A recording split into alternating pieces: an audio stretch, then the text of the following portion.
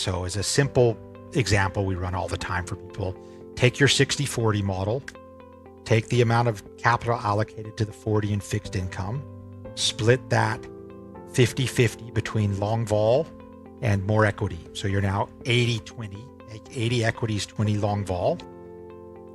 And that looks better than 60-40. Less risk, more return. And then because of the capital efficiency of the way people run long vol strategies, everybody's able to run that at 2x leverage through a 2x leverage sleeve of some form, or run it off balance sheet with full leverage the way Nassim or Mark Spitznagel does. So 2 times lever that. Now you're 80-40. And you make more return and have less risk. For me, the best part of my podcasting journey has been the opportunity to speak to a huge range of extraordinary investors from all around the world. In this series, I've invited one of them, who also happens to be a longtime friend, namely Harry Krishnan, to host a series of in-depth conversation on the topics of volatility, risk, and portfolio protection. In today's world, portfolio construction is fast moving to the top of the agenda of many investors as they try to analyze and understand the riskiness of their portfolio. With ever-increasing uncertainty around the globe, knowing if you are essentially long or short volatility in your portfolio can mean the difference between ruin and survival when the next crisis emerge.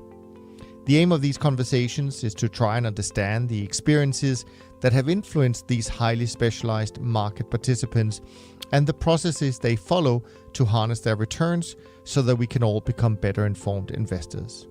And with that, please welcome Harry Krishnan. Thanks very much, Niels, for the introduction. My guest today is Dave Dredge, who is the Chief Investment Officer of Convex Strategies in Singapore. I'm really keen to interview you today, Dave, because I think your interests intersect pretty closely with mine. I'm into complex systems. I'm interested and a practitioner in long volatility strategies. And I'm also keenly interested in global macro. And I suspect you're interested in all three. And so I'm delighted to have you on, and we can take it from there. Maybe we can start, though, with a bit of your background, namely how you came to be in Singapore and how you came to be one of a fairly rare breed of practitioners in the long vol space. Harry, thanks for inviting me. It's great to be here. I'm a lucky guy in that I do sort of what I was brought up to do. I grew up in Salt Lake City, Utah, and consider myself a Utah boy through and through. But I went off to grad school at the University of California in Berkeley and studied economics and financial mathematics and derivatives under Janet Yellen on the economic side and a guy named Mark Rubenstein on the financial derivative side, and graduated in spring of 1987 at the height of Mark Rubenstein's portfolio insurance business. So that was the class I was there studying way back then. I joined Bank of America, which was all run out of San Francisco back then, because I didn't want to move all the way to New York and get so far away from home in Utah. And 3 months later, on the first Monday of October 1987, Bank of America sent me to Singapore. And I got my first taste of the misunderstanding, if you will, of risk by a large financial institution and the people that I was working for and supposedly learning from when October 87's crash came, and my former professor ran into one of the problems that I always wondered about in class. Isn't continuity an issue in this strategy? And obviously what you guys call Black Monday over there was far blacker Tuesday out here, where markets like Australia and Hong Kong were down 50% in a day. And the requisite moves in front-end interest rates and currencies, et cetera, and the losses in trading books were massively outsized relative to the traditional risk limits that had been applied to them. So it was sort of my beginning in thinking, maybe risk isn't what these guys think it is. Yeah, I mean, wasn't it thought back in the day that, at least by academics, that options were almost redundant because you could just replicate them with a mixture of a bond and the underlying asset. Yeah, the assumptions in the early days of the binomial model and early days of Black-Scholes. Interesting, in case you're curious, the final exam in Rubinstein's class was just the mathematical, and you had no idea when you walked in, because all you did every day in class was he explained how to value anything, a car, a house, a job, using a binomial option model. That's all you did in class. And then the final exam was the mathematical proof that the binomial model and Black-Scholes were the same thing. That was it. Either you got it or you didn't get it. But then, the concept that there was no, as we would call it now, volatility smile, and that you could replicate it through an assumption of continuity in replicating the deltas up and down was, the fundamental flaw in his portfolio insurance model, where the vol of vol overwhelmed what they were trying to do at the time. Just as a historical note or question, what did the smile look like pre-portfolio insurance crisis? Was there no smile, or was it just a kinky thing? There was, in a sense, there was no smile, right? People, I eventually in my career of doing stuff and building derivative business, I ended up in Tokyo in the very, very early 90s, 1990, building their yen interest rate derivative business and swaptions and caps and floors and stuff. And one of my best buddies to this day was the FX options trader there. And they traded, dollar yen FX options with no smile, no skew, no risk reversal, no nothing. And you just priced up in the wings and marked it. The clients bought the wings as hedges and you marked it as profit. And then you traded the gamma in the middle. You bought at the monies and traded the gamma. And that was the way it was until things moved big. And then you realized, geez, something was wrong. Right? So there was just all these simplistic assumptions, and the modeling was very simplistic. And in a sense, and I don't want to be mean, it still is, right? You're still, the market is still using Black-Scholes as the most simple example, and value at risk is probably the most treacherous example. Still using assumptions around continuity and Brownian and Gaussian distributions that are knowably wrong. Benoit Mandelbrot told us they were wrong 50 years ago now, and it's accepted that they're wrong, but the solution is to stick with the simplistic answer to a hard problem. Well, it's interesting because I always come on sort of thinking I'm not going to talk about Bitcoin, and I always wind up talking about Bitcoin. And someone asked me to look at a snapshot of the Bitcoin skew, and it looked very high, which is hardly surprising, but also very flat. There was no real variation across strike or maturity. Do you have any take on that as to what it implies? Or I'm loosely familiar and have some friends that are quite active in that universe, but business-wise, as you might guess, I'm a reasonably busy guy given what we do. Nobody's trying to sell me Bitcoin vol, and so I'm not looking at it. There's nothing in the way we look at the world that says Bitcoin volatility is a good value investment right now. And put most simply, the guys that I do business with must not be overburdened with supply of it because they're not trying to sell it to me. Well, fair enough. That kind of brings us to a more important point, which is, if I'm not mistaken, you characterize yourself as a value buyer of volatility. Now, for the general audience, what does that mean? Yeah, we don't think of ourselves as traders, right? We're not trading, we're not arbitraging, we're not timing, or, my analogy that I'm sure you've heard before is, we're the goalkeeper. We're only playing defense. We're long vol or tail risk, if you want to call us that. We're only playing defense, and we do that by constructing, maintaining, and growing structurally long investments in volatility. And so we buy volatility in whatever form it comes in that's efficient for us to own. So obviously a big chunk of that is options. A lot of that is variance swaps. It's volatility swaps. It's FVAs. It's credit default options. It's options on credit default options. It's equity options, currency options, interest rates options. It's swaptions. It's caps and floors. Whatever format the volatility comes in, to the extent that we determine it value. The trick, and I'm sure you deal with this all the time. There's a big difference between low and cheap. Yeah, absolutely. Low and persistently low versus cheap, potentially with a catalyst.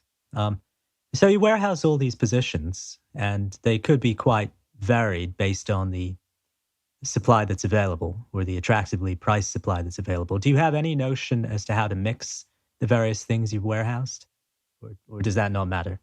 It doesn't, in a sense, it doesn't matter.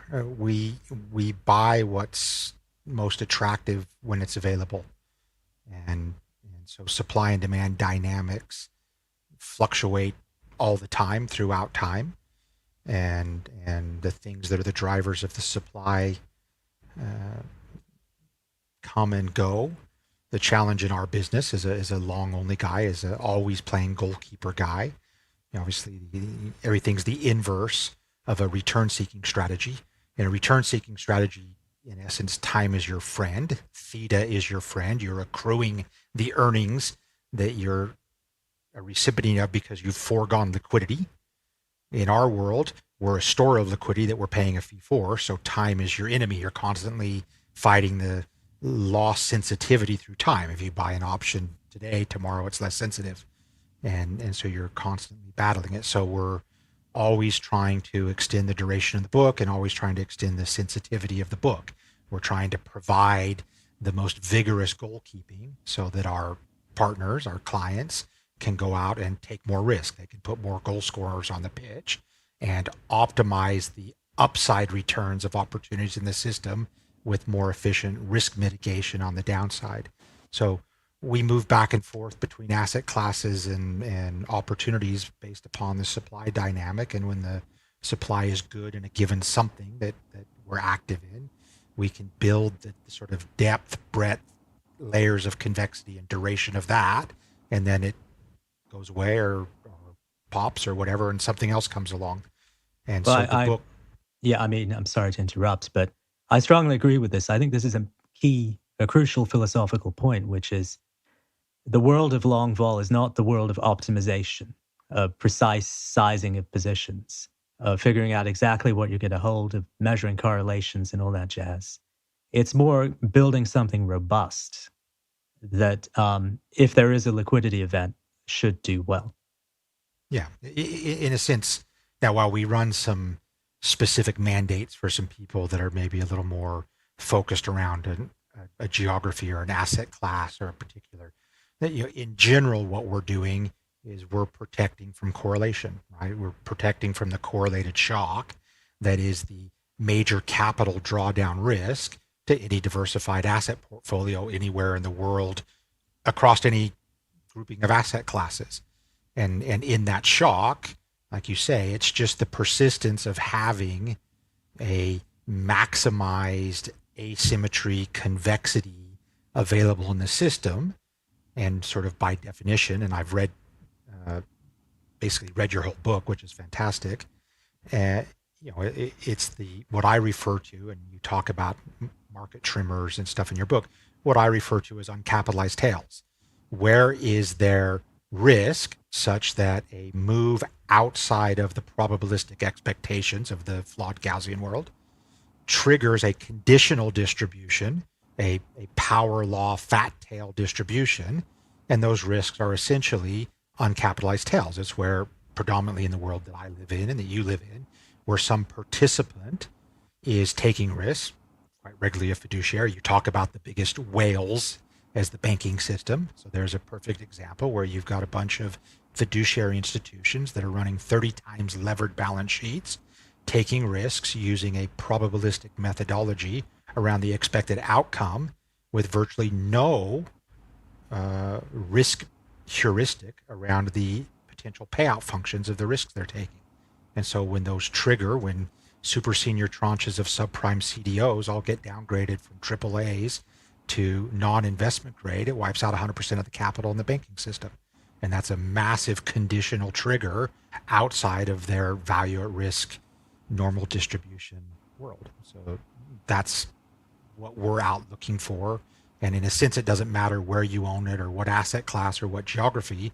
When the contagion comes, I always And I don't know, do you know Jerry at 36 South? Jerry Hayworth, yeah. Yeah. He's a So friend of mine. Jerry and I are great mates. And Jerry and I always say, we always use the forest fire analogy, the self-organized criticality of forest. In that lightning strike, only one tree catches fire from the lightning strike. All the other trees catch fire from the contagion risk, correlation risk of the tree next to them. It's the correlation, it's the contagion that's the problem. Yeah, How that's a the good fire one. starts That's a good one. is I totally might steal it. unpredictable. Yeah. Wait, if you see Jerry, tell him he stole it from me. Did he? Yeah. Well, yeah. In any case, I mean, this is pretty interesting to me too, because we've sort of vectored into the area of how you source good ideas, and maybe you can say a little bit about that and how your position, perhaps in Singapore, at least historically, has given you an edge in that direction. Yeah. So again, like I said, I do what I grew up to do. Eventually, in 1991, I left Bank of America, and on this premise of what we then called a core risk business, I had figured out, I ended up being a guy at Bank of America that went around and set up all of the trading activities in their local branches around Asia in the late 80s, when Indonesia and Thailand and Philippines and Taiwan and Korea were all opening up the markets, the deregulation period in the late 80s. And it dawned on me then again that particularly in these countries with pegged currencies, limited access, active central bank, the central bank as the agent, Oh, I can't remember. the dominant agent, The dominant agent. dominant That's the agent, one. Thank right? you. Yeah, using in those environments, using historical volatility and correlation as a predictor for future risk, pretty downright stupid. And so I came up with this. Geez, risk is different in these markets. What we called emerging markets, but effectively I defined as markets where the market didn't determine the equilibrium price of risk because of some intervention, most obvious being pegged currencies, fixed currencies. And then that meant that historical correlations were meaningless to what the world would look like in the future. And so anyway, I pitched this concept of a emerging markets business where you needed to have this core of positive convexity, my goalkeeper in our investment, as a offset to and a liquidity generator for your otherwise convexity foregoing or liquidity foregoing franchise businesses, market making and derivative structuring and underwriting and all the stuff that you earn fee income for foregoing liquidity. And so, Okay, let me continue that football analogy then. A soccer analogy, sorry. So what's the role of fixed income in this soup, in this mix? Yeah, so let me come back to that a Goal little bit. or attack? No, fixed income is what I would call a defensive midfielder, right? So if you think about your beta or your guys that are really goal scorers, right? Your strikers, and then your diversifiers, or what most people think of as defensive strategies, are your defensive midfielders, right? You've hired these guys to play defense, right? Of course, the mistake is you've probably incentivized them or evaluated them based on goal scoring. Right? So you go out and hire an absolute return hedge fund because you want diversification from your beta risk. You want him to be a defensive midfielder, but then you pay him to score goals. And then you get surprised every time that he ends up highly correlated to the beta markets that he was supposed to be defending from. But that's just another story. So. Well, continuing on that analogy, I might beat it to death, but what's levered fixed income then? So let's think of risk parity. Yeah. Who's that on the field? Well, if you think of, it's a derivative of a defensive midfielder. So it's taken the defensive midfielder and levered them to enhance what limited goal scoring they do, in hopes that they also, because you've levered it, you get better defense out of them as long as the correlation holds. But the problem with fixed income, the problem with all of those defensive strategies, and this comes back to why we do what we do, right? What we're trying to do is solve the problem of compounding capital for the end capital owner. Right? We're not trying to solve the problem of a short-term return incentive structure for us as a manager. We're trying to solve their problem, which is compounding. And in a compounding world, again, I say this all the time, it's just math. What matters in the compounding, non-ergodic path of compounding is your performance in the big numbers, and most importantly, the big down numbers, because of the greater impact of the negative compound than the positive compound. And if you are investing in strategies that are bounded topside, so levered carry, but participating downside, you're doing the exact opposite of what drives compounding, where you want to participate on the upside and protect the downside. And so they're all compounding destroyers, and they're all fundamentally based on the flawed statistical mathematics of Gaussian distributions and normal distributions and random walks. They work really well at the mean. They don't work well outside of the normal distribution. And it's outside of the normal distribution where compounding is driven. We run a simple picture all the time. Take the entire 80, 40-year, 500-month time series of S&P returns and chop off the 10 worst months. And what happens to the compounding? Well, I probably have my spreadsheet right here in front of me. If you look at the terminal capital, so starting at $100 of S&P over 500 months, the S&P, and I'm not using that total return, this is just S&P, the terminal capital of 100 goes to 4,000. If you chop off the 10 worst months, so just 2 percentile worst months, it goes to 15,500.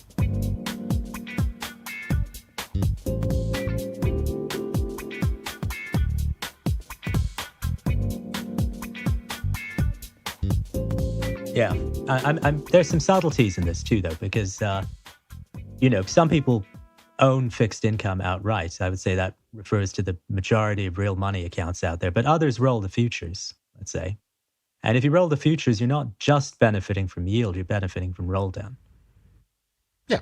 So there are other sources of return within the space, but I don't think they are the ones that big institutions are thinking about.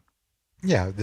Again, anybody, so 60-40, take your basic 60-40 balanced portfolio, right? As the 40, let's say the 40 is the allocation to fixed income.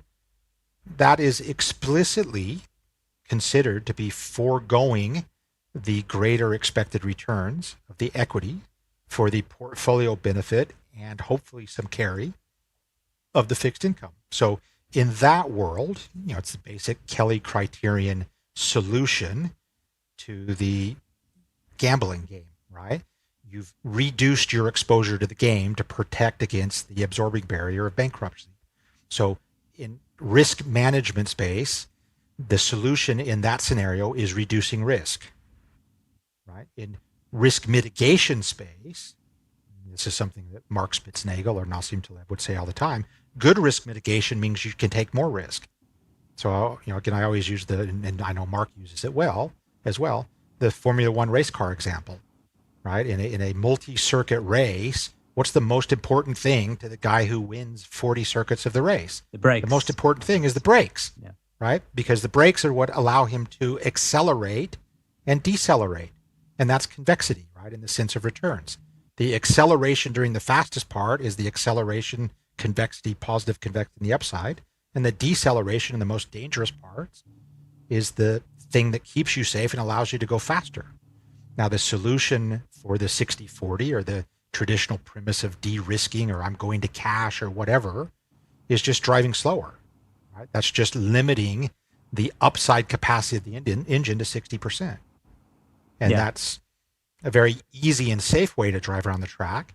It's not the way to win the race. It's not the way to drive terminal compounding. And if you measure, and as tends to be the case in our industry, if you measure at the end of 40 laps of the circuit, if the way you go and talk about your performance is your average speed per lap, average annual returns, the guy who's just driving slowly doesn't look so bad. If you measure terminal capital standing at the end of the race, the guy with the best brakes won by several laps. Right? My example of cutting the bottom 10 months off, right? Yeah, I mean, that's a fantastic point because the difference between average and compounded returns is very significant. And there's a good reason in principle for looking at average returns when you're building quantitative models, because you don't want to be bogged down with leverage considerations. But so many people just stop there. And they never think in terms of compounding. And that's crucial for a real portfolio. It's not important when you're sitting in the lab trying to figure out what may work or may not work, but it's hugely significant in the end game. Yeah, as I always say, and if you've read the stuff I write, I'm always It's good poking stuff. at it, right? Yeah. If you're focused on annual average returns, you're focusing on the objectives of the manager. If you're focused on compounded returns, you're focused on the objective of the capital owner. It's that simple. Yeah, I mean, I've gotten into machine learning a bit. I'm by no means an expert, but people like to talk about Windsorizing the data, which means you throw out the extreme values and then you do some machine learning. Yeah. Okay, that's fine if you have an image of Mars and you're trying to clean it up. It doesn't work so well in this world. So, yeah, it's one of those things. Yeah, we talk a lot about, again, it's another Mandelbrot thing, that dimensions are subjective. And probably the big dimension in this conversation, and in a sense in our space and what people do, the main dimension that is subjective is time. Right? And so if you're going to measure the performance of that 40 lap race by lap, you're going to optimize to a very different solution than if you're going to start at the terminus and optimize backwards from 40 laps. And so if you think about that, if you take a short enough time period and try to optimize to a probabilistic expected return outcome, well, the shorter that time period becomes, the more likely the optimized solution is selling the straddle. Yeah, absolutely. If you take a long enough time horizon with all of the outliers and the power loss scales of those, the other dimension that's relevant, scalability, well, then buying the straddle is always going to be the right answer because that's what's going to drive the compounding over time. Yeah. It's really that simple. Well, I'd love to talk a bit more about Mandelbrot as well. One of the best things about him was that he was outside the academy for many, many years. So I think if he'd been at a university, pure speculation on my part, he wouldn't have come up with such radical reinterpretations of financial time series and the nature of market fluctuations as he did. And so I'm very grateful for that. And there are numerous such stories. And that's one of the things I think that I really like about talking to hedge fund guys, which is they're not too stuck in orthodoxy in terms of what the ivory tower is thinking, but they go out and figure it out for themselves using the markets as a guide instead of being driven by theory. And a lot of this stuff we talk about may seem a bit flimsy to a lot of people, say, in school and so on. But these are really solid conceptual ideas, in my opinion, that I've grown to love. So I'll leave it at that.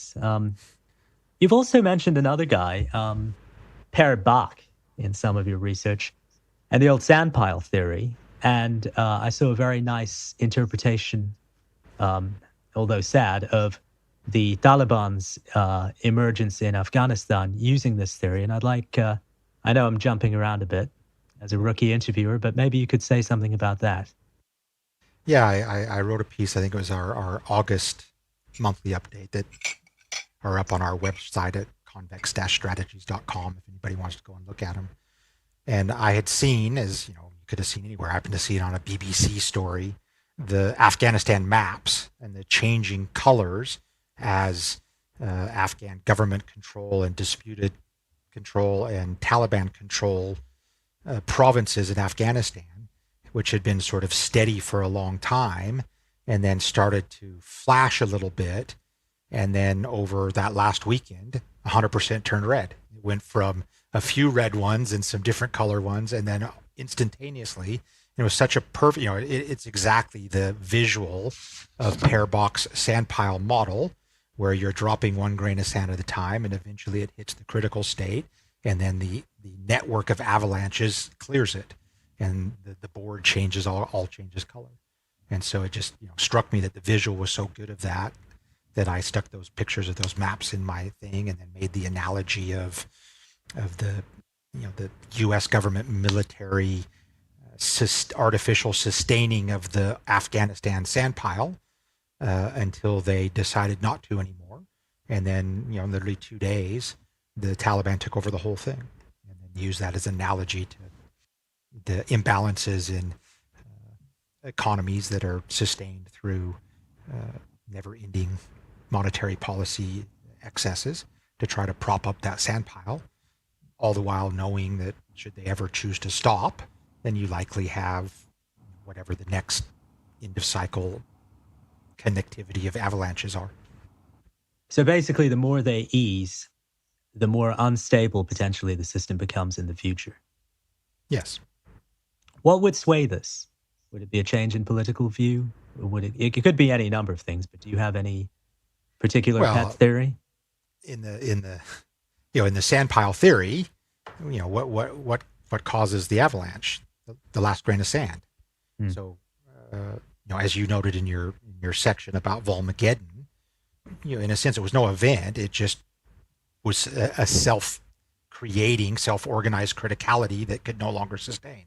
And once it started to move, it itself generated the momentum to unwind that risk in the system. So it doesn't really need to be anything. Now, in the case of Afghanistan, and the analogy I made in my write-up, why would the U.S. government and the U.S. military, the world's strongest military supposedly, allow the Taliban to take over all of Afghanistan? Well, I surmise because they decided to. They decided they didn't want the ongoing, indefinite, never-ending intervention to prop up the sandpile. And the U.S. military presence, they were 10 years of troop surges and then 10 years after they decided to get out till they actually did it. Well, likewise with QE. I mean, QE is the same sort of thing where if it works, you do more, and if it doesn't work, you do more. And once you're at zero and you're doing QE, you find out that you have to do it forever. And so I assume, and I say this to people all the time, well, why would they ever let rates go up? I say, well, because they decided to. Just like the U.S. military, I'm sure, could have held back the Taliban as long as they chose to. But in the meanwhile, there's enormous costs and burdens and second order effects and negative externalities to a forever presence in Afghanistan. Well, there's enormous costs and burdens and negative externalities to a forever zero interest rate, negative interest rate, quantitative easing, buy every fixed income asset in the world every time the sand pile starts to destabilize. And at some point, I'm not saying I know when or why, my guess is at some point they'll decide they don't want to. Maybe it's because their measure of price stability gets out of hand. They decide that that's more critical than sustaining the solvency risk that they're propping up in the sand pile. I don't know. The good news is, from an investment perspective, it doesn't matter, right? In an investment perspective, you just need to structure your portfolio to participate and protect. Yeah. Well, this idea of a fixed income substitute type idea, it's pretty powerful. One thing I've thought, and maybe it's a silly thought, but is that Japan has often been thought of as being a little bit less financially forward-looking than, say, the US, but far from the case in some ways, because having been in a zero interest rate world for 3 decades in Japan, a lot of these fixed income type substitutes, a lot of these carry strategies that, at least on paper, look good because they generate yield, even if they take left tail risk, have come into vogue. And that must be true increasingly in the US and Europe as well, especially Europe. And that sort of points back to what you do, which would suggest to me that if banks are not as active as they used to be, if they prefer acting as agents, and if there's a huge demand for carry in the investment community, there should be more opportunities globally for you now than there used to be. I don't know if there's more, but it's ever present, right? There's always been, as I said, in my business, we started up at Bankers Trust way back when, in order to create the convexity that we wanted to run a emerging market franchise business, we needed to construct optionality in markets where optionality didn't exist. So we came up with this clever idea of embedding short option structures in yield enhanced investment products in a pegged currency, high growth, high savings, high inflation world who's all tied their currency to the US dollar, which had much lower interest rates. And so there was this financial repression that had existed out here really since the Japan bubble burst, and this appetite for yield because you had negative real interest rates everywhere. And so the appetite to enhance yield and the willingness to embed that in short volatility. It was how we created the original structured product activity out here in EM and stripped the convexity and optionality out of those things. And in a sense, that's what I still do, just that structured product business became an absolute behemoth as it became the core business in trying to monetize now financial repression everywhere in the world. And so these embedded short volatility structures get created, 24 hours a day, nonstop, every asset class, every market, every conceivable, anybody who thinks that these are just, dumb retail clients are kidding themselves. Every Taiwan insurance company, Korean pension fund, Japanese bank, sovereign wealth fund, everybody's in the game. And of course out here, down to, pretty much the entire retail deposit base in a place like Singapore is dual currency deposits. I mean, there's more deposits with a short FX option than there are in the domestic currency.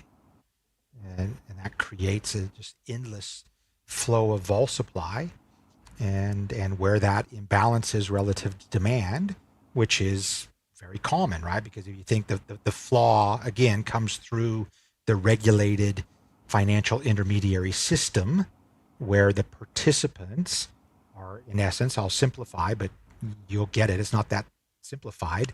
They're allowed to account for the enhanced yield in the form of repackaged option premium as income, and they don't have to capitalize the tail risk involved. Meanwhile, the guy on the other side, the buyer of the option, the buyer of the optionality when it recirculates out into the market, me, my investors, right? We have to account for the investment in premium as cost, but don't get to account for the capital protection of the asymmetry that we own.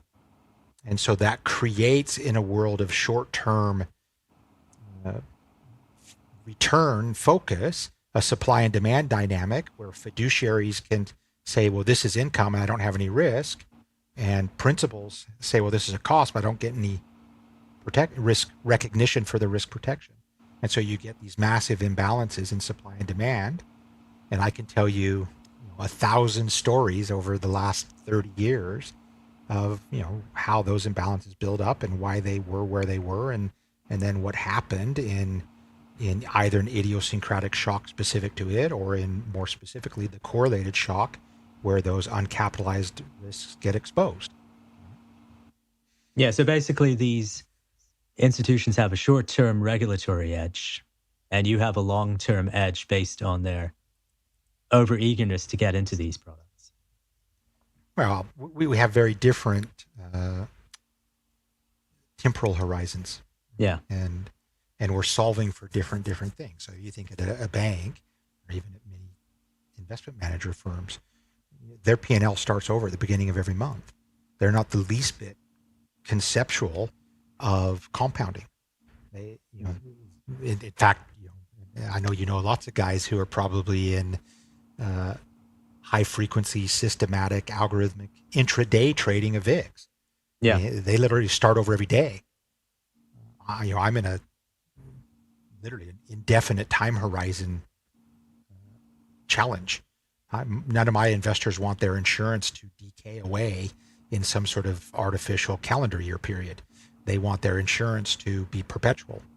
Yeah, and by its very nature, short-term or intraday trading is short the tails, because you have a constraint where you have to get out before the end of the day. So it's implicitly short the tails in some sense. Yeah. So, so we're on the, some of my friends in the industry, when I run into them that are maybe more focused on markets in London or New York, always are curious what I'm doing. And I tell them, they're like, wow, how do you find that stuff? And I say, I sit in Asia and I put a sign on my door that says I buy vol. I just sit back and wait. How do you price the? I'm sorry to interrupt. How do you price the implied vol in some complex structure that someone shows you? I decide where I'm willing to buy it. So the other good thing about what we do, because I'm not trading, I'm not return chasing, I don't have to do anything that's not on my terms. So people come to me saying, I have this vol to sell, they probably want to sell it in some form. I may want it in another form. They may want to sell it at one price and I want it at another price. And if they're happy to sell something in the form and at the price that suits our view of value and our diversification and our layering strategy in our portfolio, we'll transact. And then if the supply keeps coming, it's likely that I'm able to keep increasing the convexity and the duration and the asymmetry at a of lower those cost. things. Yeah. At ever improving efficiency in a sense. We don't think so much of cost. We certainly don't think of carry, but we think of efficiency, right? What's my bang for the buck that I'm getting, and what's its value in the portfolio in terms of how we are layering our monetization. Well, that brings me to monetization. When is enough enough? You've got this portfolio of beautiful value names. There's a catalyst, but it may lead to even bigger moves in vol. Do you use stop losses, which is virtually impossible for short-dated stuff, or do you have other mechanisms for taking profits? Well, without giving away too much of the soup, we've determined when we enter an investment, we've predetermined a targeted realization of asymmetry that we'll be monetizing at. So as a general rule, everything kind of has a preset monetization, and that's driven by the potential asymmetry. So a put spread will have a far tighter monetization than a multi-year variance swap. That'll have a much, much further out monetization because it carries asymmetry much further in a dislocation. Now, just like when I enter an investment, the best way to determine value, and we have a whole bunch of things we look at like anybody else, all sorts of metrics and scanners and screeners. But the best way to determine value is that every bank on the street's calling me trying to sell it to me, because they wouldn't be calling me first, right? I'm the guy who says, I'll give you 10 cents on the dollar if you want to get rid of it. They're calling me because they've run out of everybody else, and they've run out of everybody else because this supply has built and built and built and built. Likewise, when markets move into those uncapitalized tails, they also know who to call. And so the best way to time monetization in the extreme is when they want to buy them back. And so if you go back to '08, the best time to monetize was right after the banks all got recapitalized and unwound their books. Now, of course, that meant you probably needed to have really good two-way variation margin arrangements with them, because prior to that, they wouldn't unwind it because they didn't have the money to pay you back.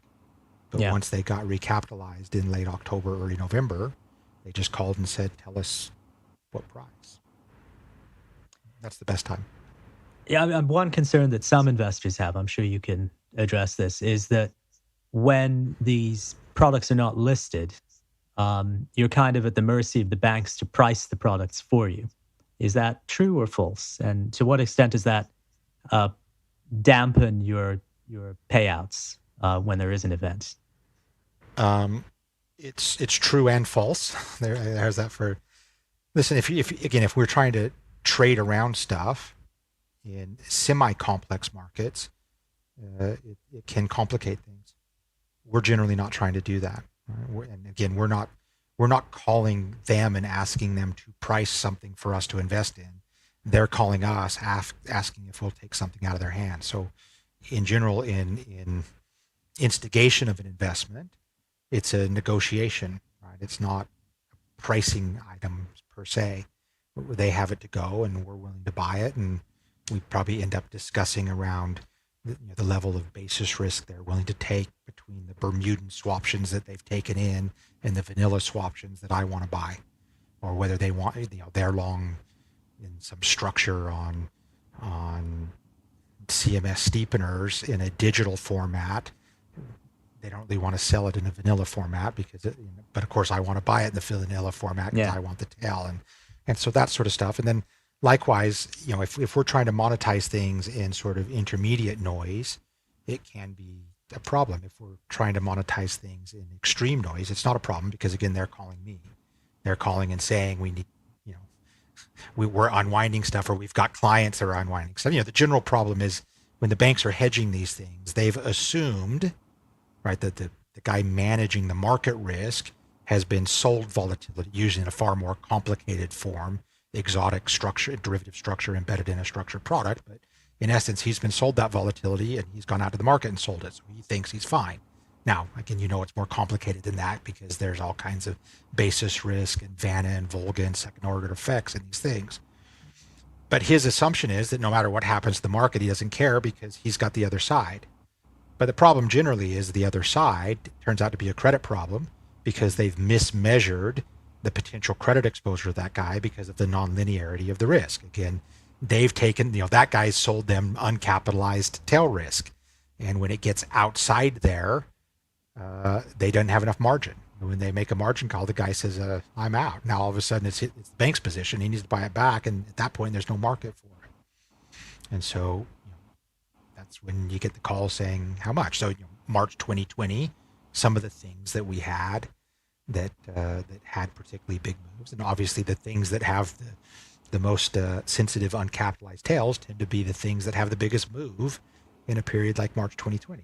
Well, those are the things that the bank's calling us back, saying, "Hey, our traders asked to buy some of that stuff back." We look at it. We're the easiest client on the street, right? Because we'll look at anything, right? And we're never, we're never calling asking a price before the employment numbers or the central bank meeting. That stuff's meaningless to us. They're calling us. We're not calling them. Interesting. Yeah. Okay. We're not very smart.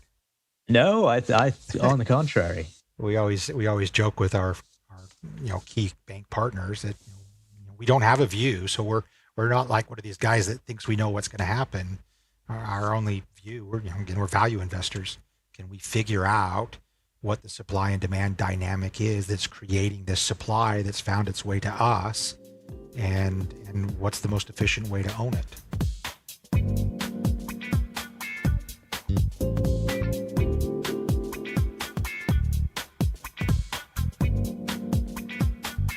What's your view, given that you're long convexity in all of your positions, what's your view on paying for that convexity? A lot of investors say, how are you financing the long vol that you're warehousing in your book? Yeah, we're not. If we are, we're doing it by being long vol, right? So the way we think about it is as I've mentioned a few times, we layer convexity. So there may be opportunities in things that are higher probabilistic outcomes but lower convexity, and we can recover those when they occur. So, simple example, a put spread or gamma or something that helps us recover cost, and use that cost recovery to own more of the stuff in the tails. So again, our objective, as opposed to making money over the year, is to optimize or maximize the growth of our potential protection. So when we make money, assuming the opportunity is there, we're reinvesting it in more protection. So our objective for our clients is the additional risk they're taking. So think about it, they've gotten rid of things that don't compound in up markets and added more stuff that does, is that our goal keeping capacity is growing with the compounding and growth of their assets in those markets. And so that's the way we're thinking about it. I think offsetting goal keeping by running up and trying to score goals every now and again is disingenuous. And I don't think that allocators, if they thought about it, again, if the allocator is trying to solve the compounding problem, I don't think he should be paying his goalkeeper hedge fund fees to take correlated risk to offset the cost of goalkeeping. If the whole point is so that the allocator can take more efficient correlated risk that he's not paying hedge fund fees on, right? We're trying to create a construct for investors where they get to keep all of the upside and we focus on cutting off their downside, the key for compounding, versus a levered carry strategy embedded in a hedge fund where the investor's foregoing the performance fees and fees on the upside and getting 100% of the downside. Well, that's guaranteed non-compounding through a long investment cycle. Yeah, I mean, there's this perverse example you could give where someone's given a tail risk mandate and they just sit in T-bills and they have no negative carry. And then an event hits and they say, oops, we missed it. And that's not what investors want. But there are subtler things you can do. Let me just throw out a random example. What if I bought a long-dated option where the forward curve is rolling down in my favor, and so kind of the rho, where the interest rate sensitivity is offsetting my bleed? Is that something you would think of Yeah, doing? absolutely. Absolutely. We do a ton of that stuff, right? And so we're trying to, again, optimize the efficiency. We're not trying to, carry. I don't think of carry as a relevant thing, right? Efficiency. So if I can create convexity more cost effectively without foregoing the convexity, so I would never, buy an option and fund it by selling some other option. To me, that just makes no sense whatsoever. Would I buy an option that's efficient because I get positive roll dynamics of the various inputs to that option? So I'm sure you're familiar with, it's a very common one, things like CMS curve steepeners, where at points in the forward surface you can get positive roll on the delta and the correlation inputs into that pricing and on vol surfaces. And so you can carry things that cost nothing, that are explicit long options with explicit convexity in them. And so those are the kind of things we're doing all the time. What's your view on stuff like the selling ratio spreads? So let's say I sold one S&P 25 delta put and I bought 4 5 delta puts or 5 delta puts. That's a strategy that I used to talk about a lot. It's now expensive to run, but is that within your wheelhouse? Yeah, so we would think of that as a skew trade. That's just explicitly trading skew, and skew is one of the more interesting things that gets impacted by a number of the structured product markets that we look at in equities, FX, equities, interest rates, even credit in some cases. And so that's a very common strategy for us and something that we're very active in. It's something that I'm always, whenever one of our friends or investors asks about, occasionally I get asked ideas. Oh, what's a good hedge for this? We Sure. just want to throw something on. I'll say, well, listen, an option will cost you this. Put it in the bottom drawer. Go ahead, but don't ever try to do one of these things. Don't ever sell a put ratio or a call ratio or a payer ratio or whatever, because that requires active management, and most of those guys don't have the attention to actively manage the inconsistent vega and There's the valley of death near different maturity. strikes. Yeah. So we manage a ton of that stuff, but we have very specific rules about how we manage the inconsistent decay of the strikes across the other Greeks. Doesn't low vol help you in more ways than just as a valuation bet? It helps you because out of the money scenarios are closer in strike terms. The amount of potential leverage you have on the position is bigger, so you can make higher multiples than you would otherwise. And you're also getting as I said, you're getting a value play on vol. So isn't low vol kind of a dream combination, at least if there's the hope of some catalyst in multiple dimensions? It's the key, and right, running a long vol negative carry, maintain sensitivity forever is a brutal job to do day in and day out, a thankless job in a world that pays for goal scoring, right? The one thing that makes the job manageable is that conveniently the cheapest insurance aligns with the biggest risk. So where the vol's the lowest and the cheapest because of the impact of supply imbalances over demand is exactly where the most dangerous uncapitalized tails exist. We don't have to be too smart. Warren Buffett said something, I don't know if it was true, that he wanted to make some money so he could pursue his hobby of reading. He liked to read. And there are numerous stories about him, but that was one of my goals in finance. And I think long vol is a good place to be a fairly thoughtful person because you don't have to be that hands-on. You have time to think, but it takes a very specific personality type. And that is not the type of person you typically see, say, on a flow desk.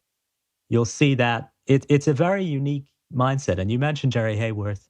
I think he shares that mindset where he doesn't want to get too involved in the positions he puts on I don't want to speak for him, but the selection of positions is very important. The warehousing of positions is important, and meddling is bad. Too much meddling is bad because it flies in the face of what you're trying to produce. You can turn a highly convex position into a linear one by overtrading it. We try to focus everything. Well, we try to, as best we can, ignore the underlying market. We don't have market views.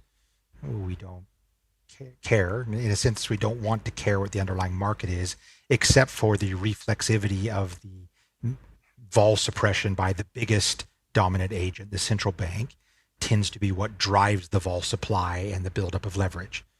But we want to just think specifically about the value of volatility and the asymmetry, the f of x, the payout functions that we're creating, and not think about x, not think about forecasting or probabilistic measuring of potential outcomes. We're trying to focus as best as we can on the efficiency of payout functions. The heuristics, as Nassim would talk about. Yeah. Two final questions.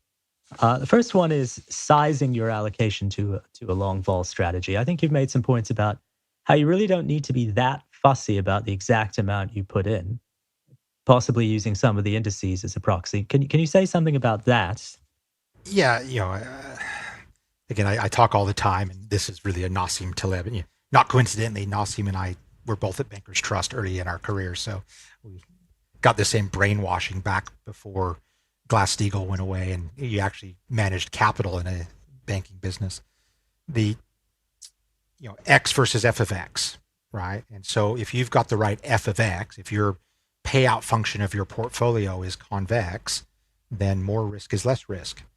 And so when you start playing this game, so as a simple example we run all the time for people, take your 60-40 model, take the amount of capital allocated to the 40 in fixed income, split that 50-50 between long vol and more equity. So you're now 80-20, 80 equities, 20 long vol. And that looks better than 60-40. Less risk, more return. And then because of the capital efficiency of the way people run long vol strategies, everybody's able to run that at 2x leverage through a 2x leverage sleeve of some form, or run it off balance sheet with full leverage the way Nassim or Mark Spitznagel does. So 2 times lever that. Now you're 80-40, and you make more return and have less risk.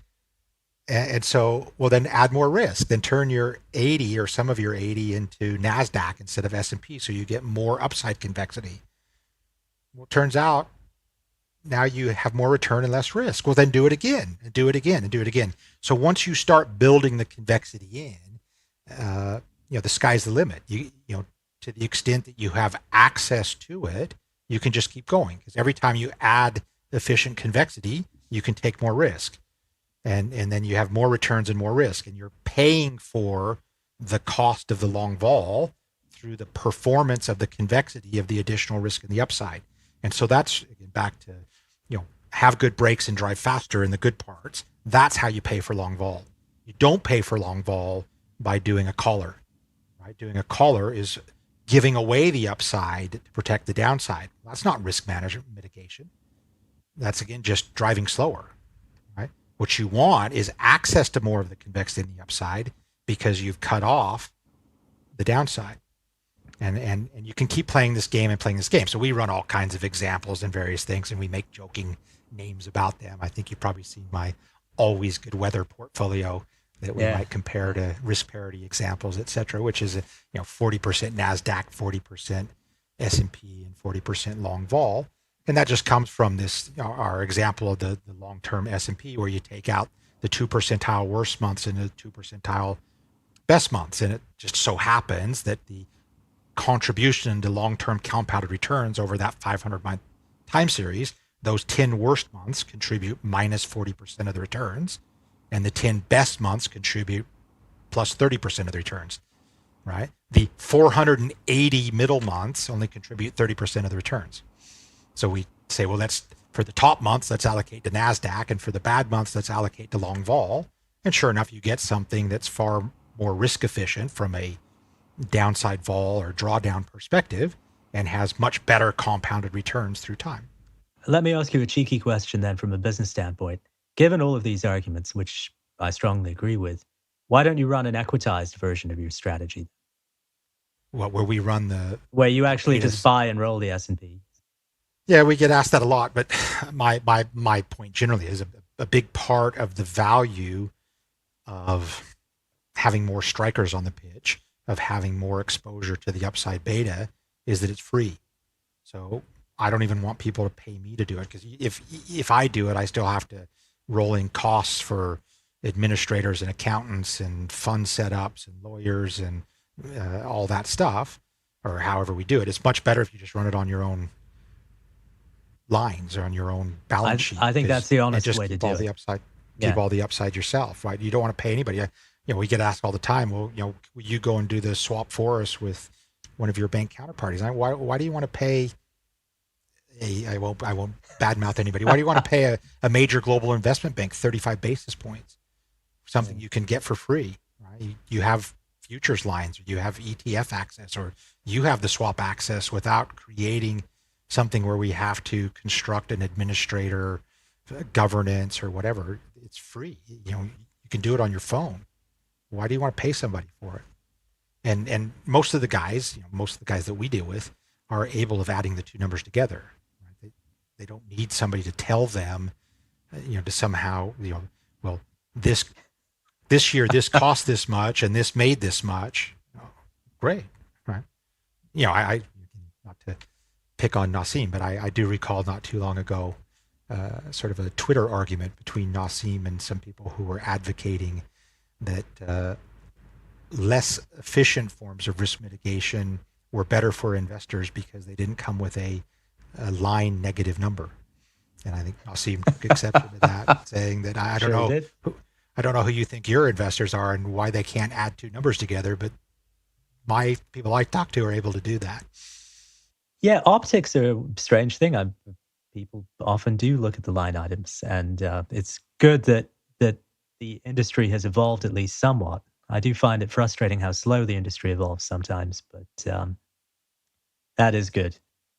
I think that's about all I had. I'd like to give you a chance to just say whatever you want to, or No, it's it's great. It's fantastic to talk to you. I love being in touch with people like yourself and Chris Cole and Jerry and Mike Green. We all know each other, and we all used to get together in conferences now again when we travel. I'm sort of the lone guy sitting out here in Asia, and the lone guy really doing a bunch of stuff that a lot of other people aren't looking at, and so it's always fun to get to talk to people who are in the middle of the sort of the center of it with VIX and S&P expertise and stuff. We tend to look at that and say, well, geez, there's not so much of a supply and demand imbalance there. We'll go look someplace else and leave that to the experts who are a little more sharp than we are at that stuff. But it's always great to catch up with you guys. Yeah, as a final comment, it is challenging sometimes if you just focus on the one place where everyone goes to hedge. So maybe you do have certainly you have a very strong edge in that regard. So. Supply and demand, right? It's, obviously when we're speaking to potential clients and stuff, many of them large institutions that may have gotten to or get to a decision to allocate to hedging strategies, and almost without fail, that hedging strategy revolves around VIX.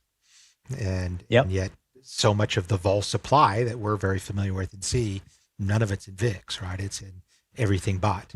And then of course you get the dynamics, and you're the expert on this, where the natural hedger wants long dated vol and the natural seller wants short dated vol. Everybody wants to manage the Vega theta relationship. You want as a short vol guy, you want fast theta limited Vega exposure. As a hedger, you want slow theta, lots of Vega exposure. So you want longer dated. And so in with the way we see the US, where you have lots of hedgers and the speculators will tend to bunch in the front end, you have a very steep term structure, which then makes incredibly steep the VIX future term structure just unbearable as a hedging strategy.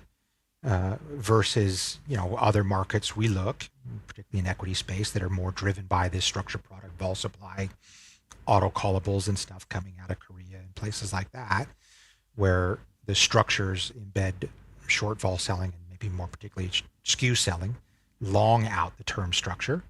And because of the nature of the domestic equity markets, the demand for vol is generally driven by short-term speculators, directional traders, hedge funds, and speculators in the front end of the volatility markets. And so you end up very often with inverted term structures out here. Yeah, And I mean, that, from a hedging perspective, makes life a little bit easier for guys like us. yeah, the Vega Theta dynamic is unplayable in the S&P. So, yeah, absolutely. And with that, I will hand it back to Niels. Thank you so much, Harry and Dave, for a great conversation. I really enjoyed hearing your views on the concept of participate and protect, and of course, the importance of understanding why compounding is the ultimate goal if you want to really grow your capital base. And of course, the always good weather portfolio is something that also trend followers would love to see more investors embrace. Make sure you go and follow Dave's and Harry's work because, as you can tell from today's conversation, there are many exciting facets to proper portfolio construction, and we really look forward to exploring many of them as our series continue. From Harry and me, thanks so much for listening, and we look forward to being back with you on the next episode. And in the meantime, take care of yourself and take care of each other. Thanks for listening to Top Traders Unplugged.